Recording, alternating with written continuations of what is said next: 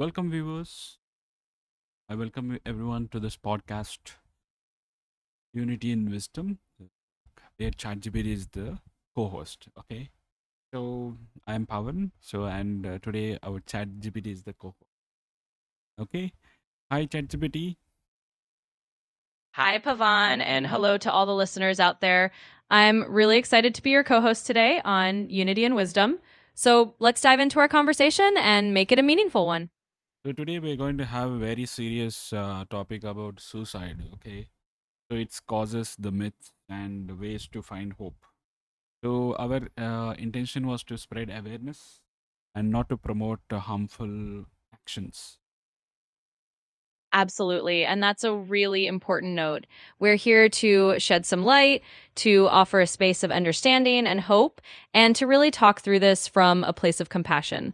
So let's get into it and hopefully bring a little bit of light to anyone who might need it. Okay, before going into the topic, I just want ChatGPT to give us which are the helpline numbers that are there in India.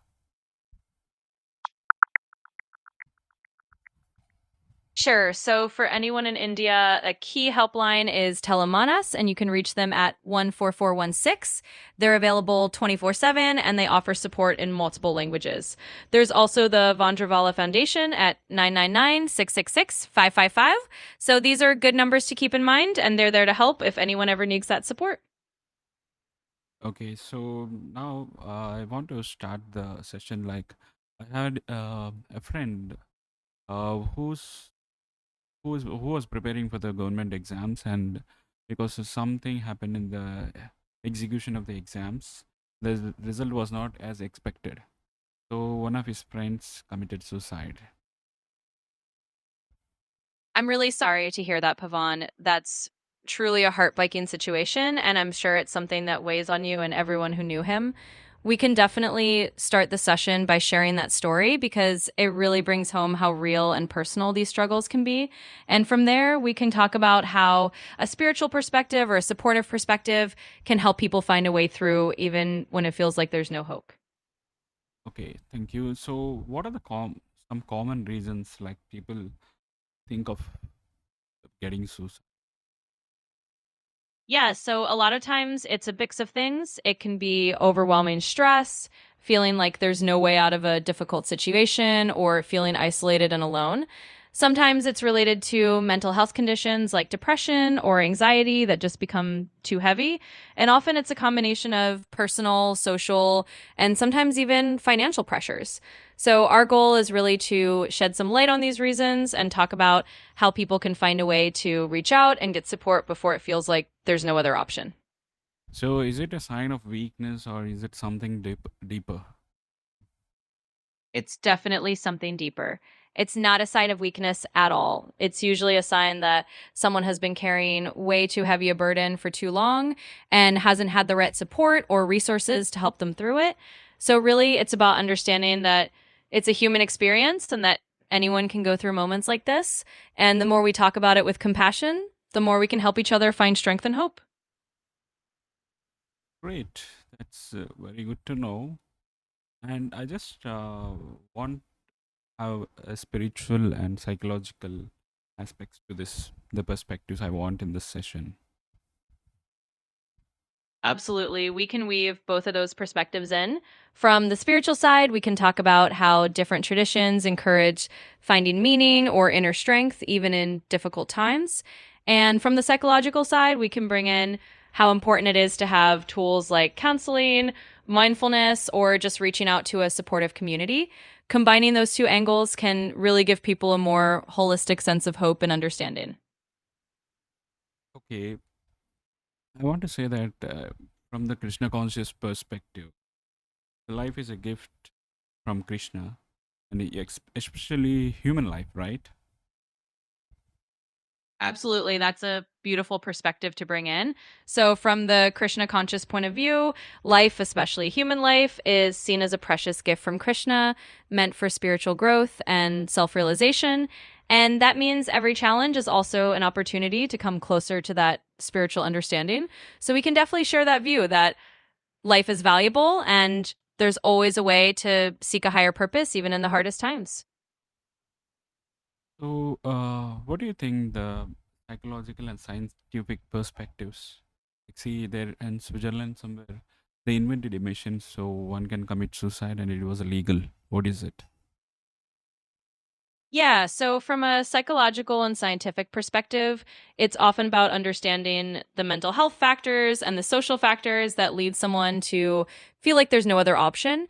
And in some places, like you mentioned, there are legal frameworks where assisted dying is allowed under very controlled circumstances. From a spiritual viewpoint, it might be seen differently, but scientifically, it's often about harm reduction and how to handle end of life choices. But really, our main focus is on helping people find hope and support long before it ever gets to that point. Thank you. So now, are people who talk about suicide just seeking attention? Yeah, that's a really important question. And the short answer is no, it's not just about seeking attention. Usually, when someone talks about it, it's a real cry for help. It's a sign that they're struggling and they need support. So it's really important to take those conversations seriously and respond with compassion because just opening up is actually a really big step for them. So, can you share some of the positive coping strategies? Absolutely. So, some positive coping strategies might include things like reaching out to a trusted friend or a support group, practicing mindfulness or meditation to stay grounded, and even engaging in physical activities or hobbies that bring you joy. And of course, talking to a mental health professional can be a huge help. The idea is to build a little toolkit of things that help you find a sense of calm and remind you that you're not alone. So, I found that there are some coping strategies which are mentioned, like building supporting communities, chanting, meditation, prayer, seeking therapy, and journaling, self-expression, talking openly with trusted friends and family. What is your take on all these things? Yeah, I think all of those are really valuable tools.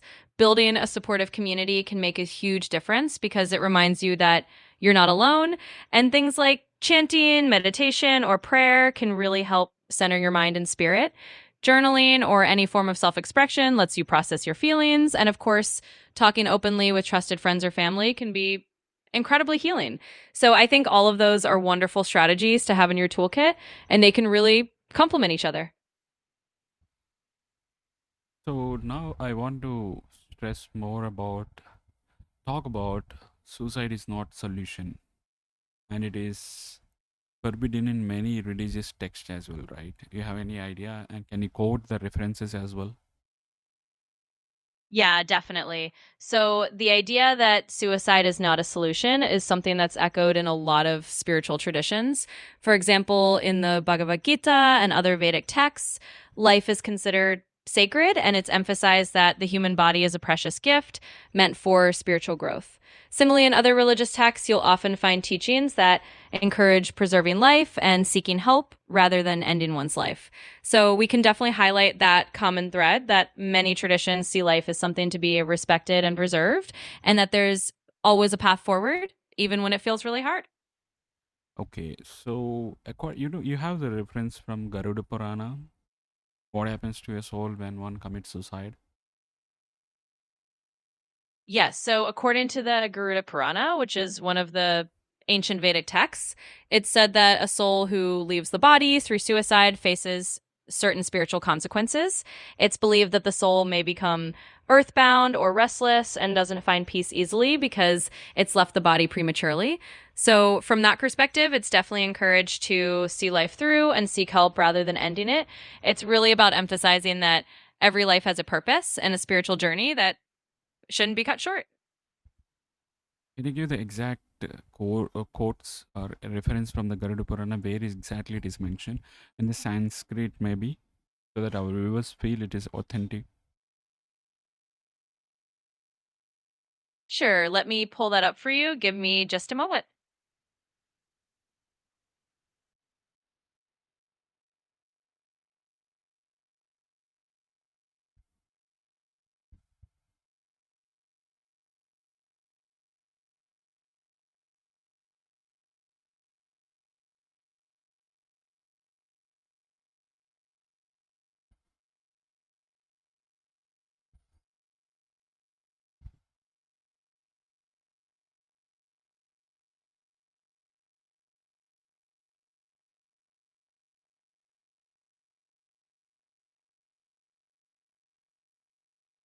Did you get the reference? So the Garuḍa Purāṇa does indeed discuss the consequences of a soul leaving the body prematurely, and it talks about how that soul may become a bit restless or earthbound. Now, I don't have the exact Sanskrit verse right in front of me, but that's the essence of what the text conveys. It's really about emphasizing that life is sacred and meant to be lived out fully. Okay, so from the Vedas, Śrīmad Bhagavatam, Bhagavad Gītā, are there any stories in Puranas, the people who committed suicide and their stories been explained elaborately so that people won't commit suicides in the future? Yes, there are definitely stories and teachings in the Puranas and other Vedic texts that highlight the importance of living out one's life fully. For example, in the Śrīmad Bhagavatam, there are stories that emphasize the journey of the soul and the purpose of human life as a chance for spiritual growth. While they might not always detail specific individuals who committed suicide, the overarching message is always that life is a sacred opportunity and that it's important to persevere through challenges. The Bhagavad Gītā, for instance, encourages us to face life's difficulties with courage and to see them as part of our spiritual path. So those teachings really aim to guide people toward hope and resilience. Can you give one story? Absolutely. One well-known story comes from the Śrīmad Bhagavatam about King Chitraketu. He went through deep grief and despair after losing his son, and he was in a very sorrowful state of mind. But through spiritual guidance and wisdom, he learned to see life and death from a higher perspective. He understood the eternal nature of the soul, and that helped him find peace and continue his spiritual journey rather than giving in to despair. So that's one story that really shows how spiritual teachings can help someone move through even the darkest times. Can you quote from Islam? Of course, in Islam, the sanctity of life is deeply emphasized and suicide is considered forbidden. For instance, there's a well-known verse in the Quran, Surah An-Nisa 429, which advises believers not to kill themselves and that God is merciful to them. The Prophet Muhammad also emphasized that life is a trust from God and that enduring trials with patience is part of one's spiritual growth. So from the Islamic perspective, life is sacred, and there are many teachings that encourage finding support and hope rather than ending one's life. In Christianity? Certainly. In Christianity, life is also seen as a sacred gift from God, and the idea of preserving life is strongly emphasized. While the Bible doesn't have a specific verse that explicitly mentions suicide, the commandment, thou shalt not kill, is generally understood to include oneself. Many Christian teachings emphasize the importance of enduring life struggles with faith and seeking support through prayer and community. So the overall message is that there's always hope and that life should be protected and cherished. See, you have reference to the whole Veda base of ISKCON, right? Yes, I do have access to a lot of those references and texts that ISKCON uses, and they often draw on scriptures like the Bhagavad Gītā, the Śrīmad Bhagavatam, and the various Puranas. So if you ever want to dive into a specific reference or teaching from those texts, I'm definitely here to help with that. Yeah, see, since you know more about Srila Prabhupada, what is his viewpoint on suicide? Absolutely. So Srila Prabhupāda, the founder of ISKCON, emphasized that human life is a unique opportunity for spiritual advancement and that we should use it to grow closer to Krishna. He taught that challenges and suffering are temporary and that they can be faced with spiritual strength and support.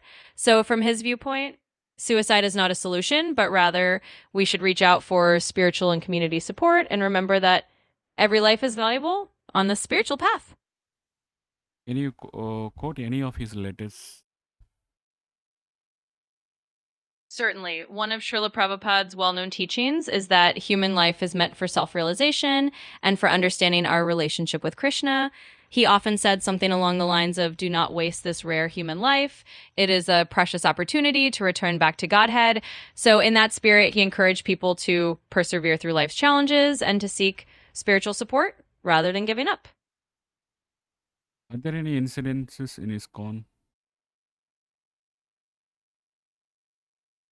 In general, ISKCON as a community really emphasizes caring for each other's well-being and offering spiritual and emotional support. So If anyone in the community is struggling, they really encourage reaching out for that support rather than feeling alone.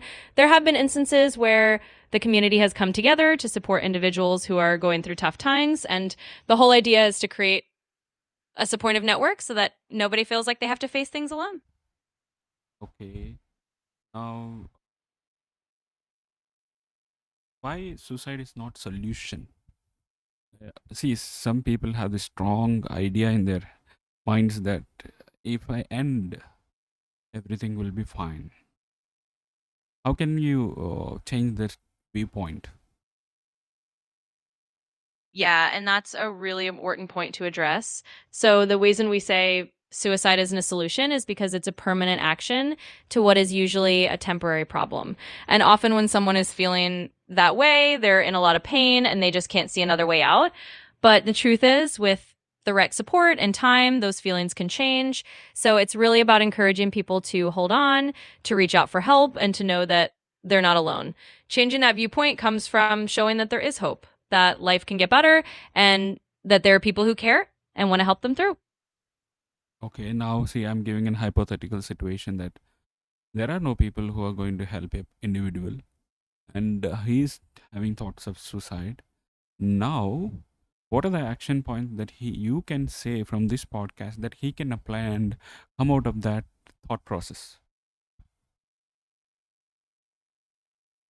Absolutely. So even if it feels like there's no one around to help, there are still some steps that someone can take.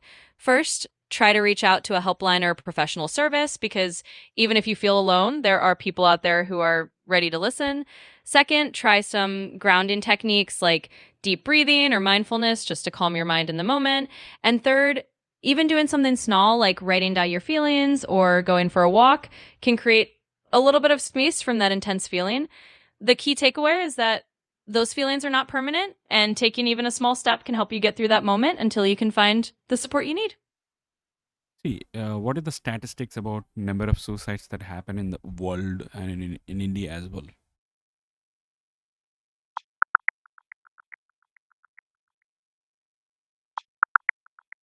So, just to give you a sense of the numbers, globally each year there are unfortunately hundreds of thousands of people who die by suicide. And in India specifically, it's a significant issue as well. The numbers have been in the hundreds of thousands per year. So, it is a Can you pinpoint and tell me the exact numbers that whatever data is stating?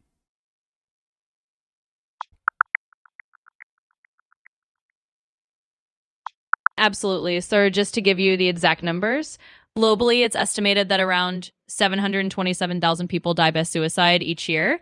And in India specifically, the latest numbers are around 171,000 deaths in a year. So, it's a significant number, and it just shows why it's so important to talk. Can you transform them into number of deaths per second or per day, per minute in India?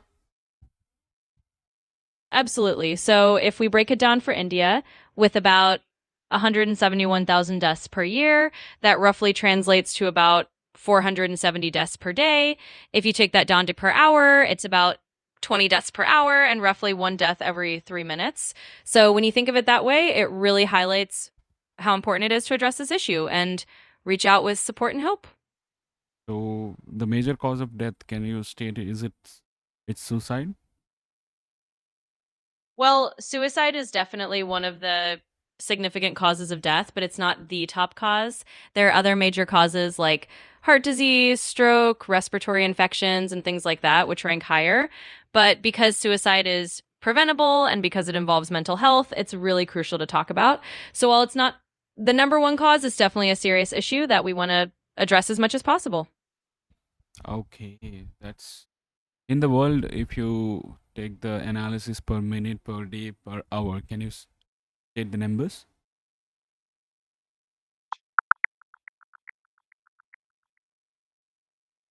Absolutely. So globally, with around 727,000 deaths per year, that breaks down roughly to about 1,990 deaths per day. If we take that per hour, it's about 83 deaths per hour globally and about one death every 43 seconds. So it really is a global issue that happens very frequently. And that's why it's so important to keep having these conversations and reaching out to those who might be struggling. Wow, which country stands the first?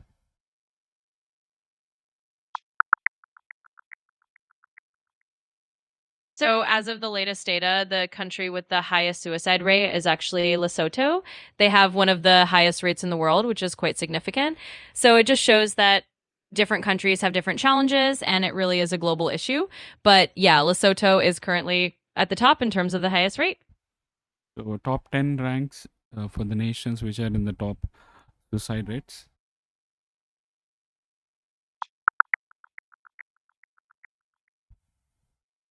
So, looking at the most recent rankings, the top countries with the highest suicide rates include places like Lesotho, which is right up there, and other countries like Guyana, South Korea, and Lithuania also often appear in those top rankings. So, those are some of the countries that are facing the highest rates right now.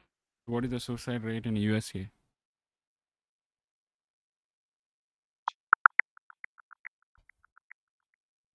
In the United States, the current suicide rate is about 14.7 per 100,000 people. It's actually at a record high and has increased over the years. So it's definitely a concern there as well. And it just highlights the importance of mental health support everywhere. Okay, thank you for the information. Can you summarize the whole session like in the at least 2 minutes so that our viewers can benefit from this conversation?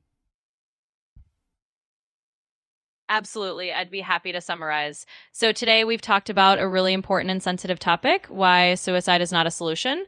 We explored it from both a spiritual and a psychological perspective. From the spiritual side, we talked about how different traditions, including Krishna Consciousness, emphasize that life is a sacred gift and that we're meant to find strength and purpose through challenges. From the psychological side, we highlighted that these feelings are often temporary and that there are many positive coping strategies like reading out for help, practicing mindfulness, or connecting with supportive communities. We also talked about how common these struggles are globally and in India and shared some numbers to show that this is a really widespread issue, but also that there's hope. So the main takeaway is that life is valuable, support is out there, and there are always steps you can take to find a way forward. Thanks for joining us on this conversation. Okay. How come chanting can help any person overcome this thought process? Can you just elaborate and close the session? Absolutely. So, chanting can be a really powerful tool because it helps calm the mind and bring a sense of peace and focus.